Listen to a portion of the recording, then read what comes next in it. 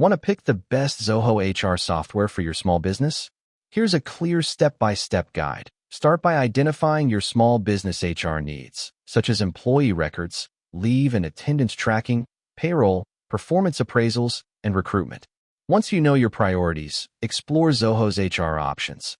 Zoho People for core HR functions like employee database, leave, attendance, and approvals, and Zoho Payroll if you need automated salary calculations, compliance, and payslips.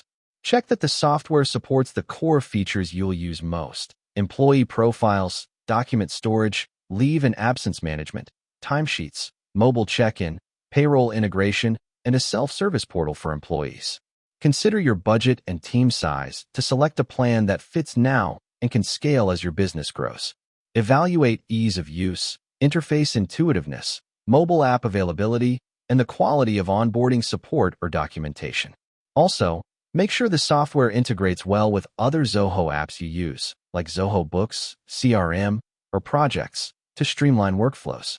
Finally, use the free trials offered by Zoho People and Zoho Payroll to test key workflows such as leave approvals, attendance tracking, and payslip generation before making a final decision. That's it. Now you have a step-by-step approach to choosing the best Zoho HR software for your small business.